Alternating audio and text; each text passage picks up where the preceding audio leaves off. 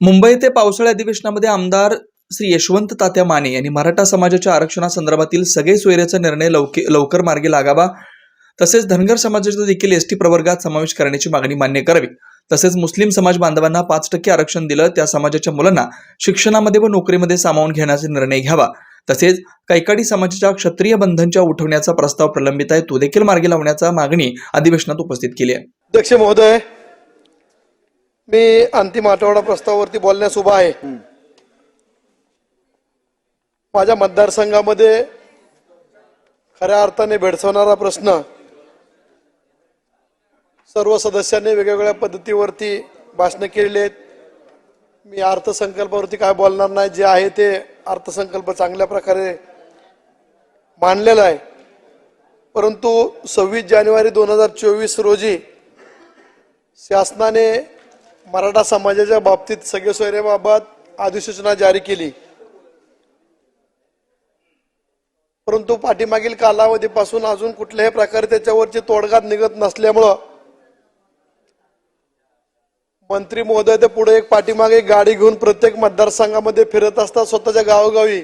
परंतु माझ्या मतदारसंघामध्ये अंकुल एक गाव आहे, विरवडे गाव आहे, वडवळ गाव आहे। अशा गावामध्ये कुठल्याही प्रकारच्या नेत्याला, विरोधक असो सत्तेतील असो, त्यांना बंदी केलेली आहे। त्या गावातील अडीअडचणी समजून घेण्यासाठी सुद्धा आम्हाला त्या ठिकाणी जाता येत नाही। अशा पद्धतीने लवकरात लवकर मराठा समाजातील मुलांसाठी सगळे सोयरेबाबतचा निर्णय आपण लवकरात लवकर आपल्या माध्यमातून घेण्यात यावा, यासाठी मी या ठिकाणी उभा आहे। त्यानंतर धनगर समाजाच्या बाबतीत हाके साहेबांनी पाठीमागील कालावधीमध्ये उपोषण केलं। धनगर समाजाला एसटी मध्ये जायचंय, त्यांची बऱ्याच वर्षापूर्वीपासूनची मागणी आहे। त्याही मागणीचा आपण सहानुभूतीपूर्वक आपण विचार करावा आणि त्याही समाजाला न्याय देण्याचा आपण प्रयत्न करावा। त्याच्यानंतर मुस्लिम बांधवांना पाठीमागील कालावधीमध्ये 5% आरक्षण दिलं गेलं होतं। त्याही मुलांना वाटतं आपण शिक्षण घ्यावं, नोकरी करावी, उद्योजक बनावं, परंतु आर्थिक परिस्थिती नसल्या कारणाने लहान वयामध्येच कुठंतरी कोंबड्याचं गाडा टाकणे, अंड्याची गाडा टाकणे किंवा इतर किरकोळ गोष्टी करण्यासाठी मग नसतात। त्याही मुलांना आपण आपल्या बरोबरीने शिक्षण देण्यासाठी किंवा नोकरीमध्ये सामावून घेण्यासाठी आपण प्रयत्न करावा।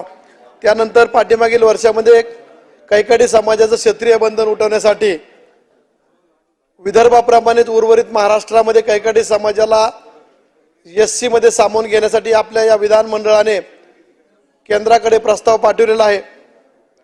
पाठीमागील 2 वेळा त्रुटी काढून आल्या होत्या, परंतु कुठल्याही प्रकारची त्रुटी नसताना त्रुटी दाखवून प्रस्ताव परत आलेला आहे।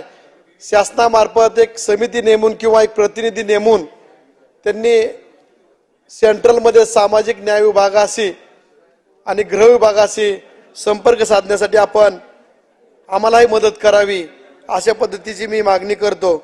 आणि येणाऱ्या कालावधीमध्ये आपण ह्या सर्व मराठा समाज असेल, धनगर समाज असेल, मुस्लिम समाज असेल, कैकाडी समाज, ह्या सर्व समाजाच्या बाजूने आपण न्याय देण्यात यावा, एवढीच विनंती करतो। मी थांबतो।